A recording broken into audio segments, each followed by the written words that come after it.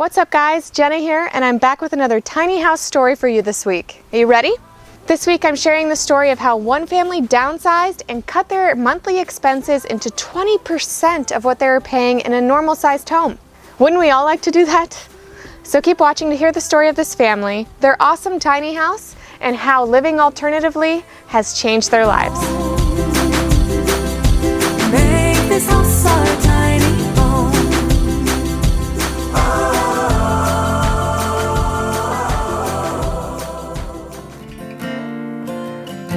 So we're a family of four, 2 kids living in about 440 square feet. It's a decent size for a small family. So it's about a fifth of what we were paying living expenses before. yeah.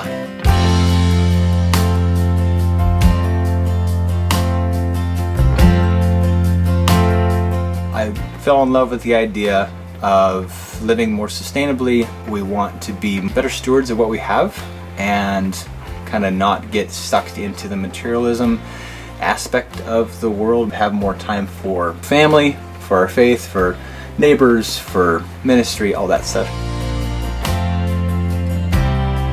So this is probably a 5-year plan for us just because of the kids and probably outgrowing their bedroom space. Now that we've been in here, I'm the one who most often says, oh, I want to be in here longer than 5 years. After we built ours, I started kind of investing time and planning into, okay, let's build them for other people too. And so I've done that a time or two now.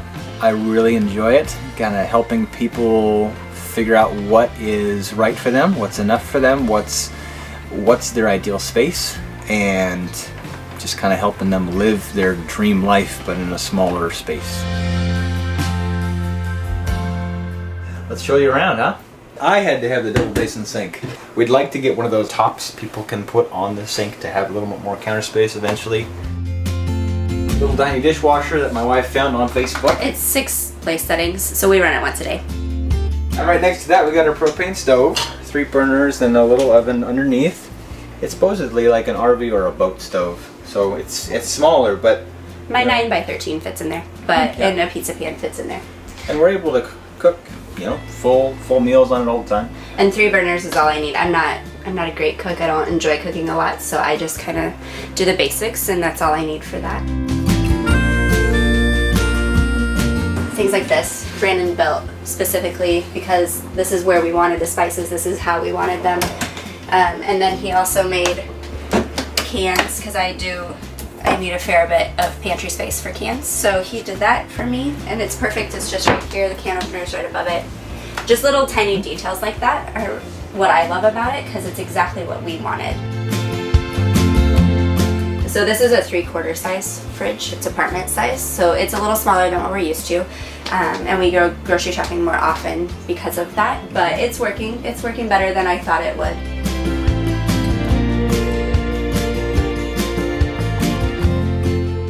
So this is our table. Kind of locks on both sides so it doesn't just fall open, but then kind of hinges down here with the legs. And then we have a dining table because eating together is very important for our family, and especially for dinners. So our son will sit here, I'll sit here, the daughter will sit there, and Jana will sit there, and we'll kind of just all have a nice meal together. Fits all the place settings really well. We have company every once in a while. You can fit another person here pretty well. The chair is just in the closet behind the door here. And then we wanted the shelves. I wanted the shelves because I didn't want to have to be always going and finding the salt and pepper or the sugar or whatever it is that we used all the time. Eventually, we're hoping our daughter will also sit on the stairs and I'll get to sit on a real chair. But for now, this works out. This is just kind of general storage. Diaper bag tucks in there, my broom tucks in there, and we have our growth charts in there. And I have a little bit extra shoe storage in there because mine didn't all fit. So we wanted the loft space for the kids to be underneath because they're still pretty young and I didn't want to have to worry about them falling out, especially our daughter. I didn't want to have to worry about her up in a high spot.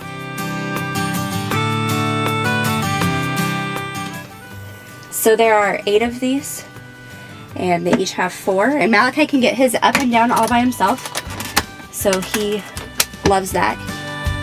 This bed does fold up, into a chair, or it just stacks completely, all 3 sections. It's 3 sections, it'll stack over there.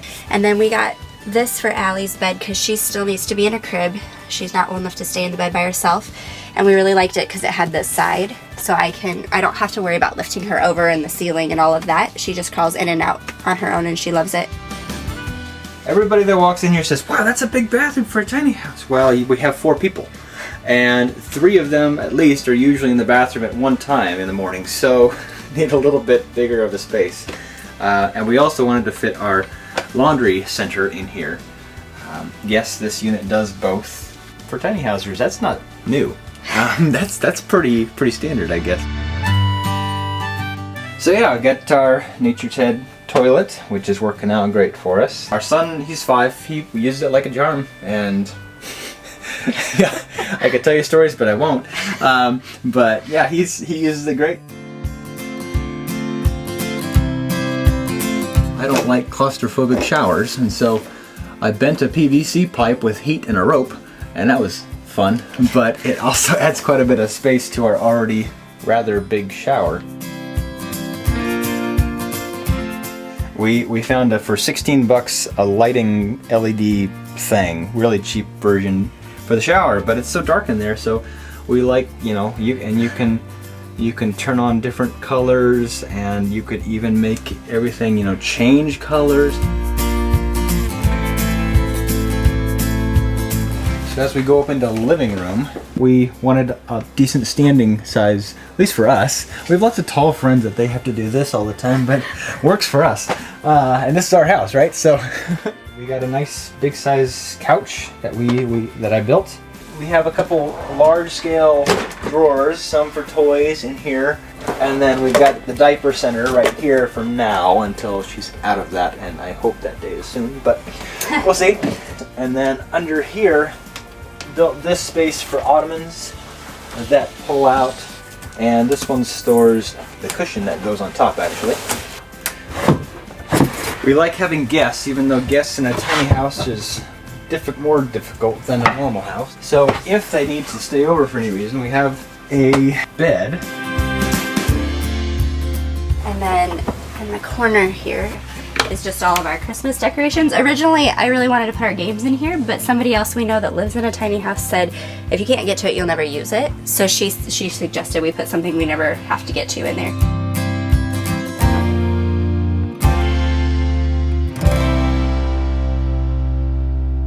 Our neighbor had a bunch of little small trees that he was going to take out. So I grabbed a couple and I whittled them down and stained them up, and now they serve as eye-pleasing structural things.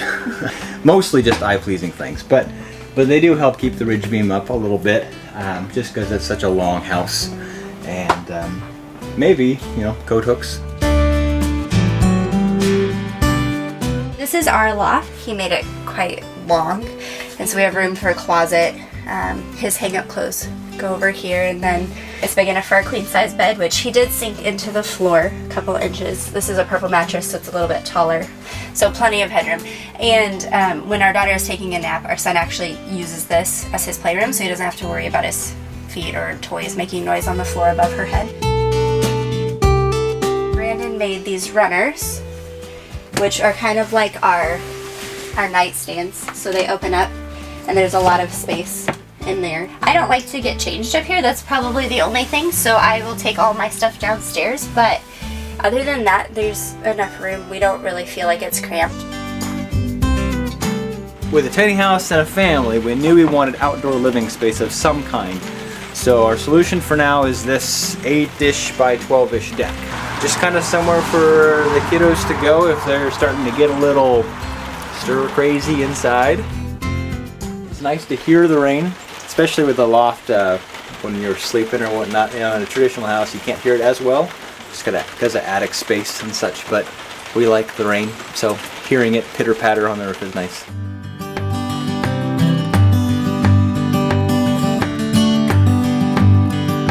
Living with kids is chaotic in tiny houses at times, we'll be honest. But it's funny because moving from that large space to this tiny space, kids haven't noticed it at all. Like, they're more happy here, I feel like, than there a lot of times. And it's really surprised me, for one. You really do adapt to your space, and don't be too scared about it. It'll take some changes and intentionality, but at the end of the day, it'll be a fun little adventure. So don't be too scared is what my advice would be. It's a good thing. Thank you for tuning in this week, guys. I would love it if you would like and share this video and subscribe to my channel for more tiny house and travel videos.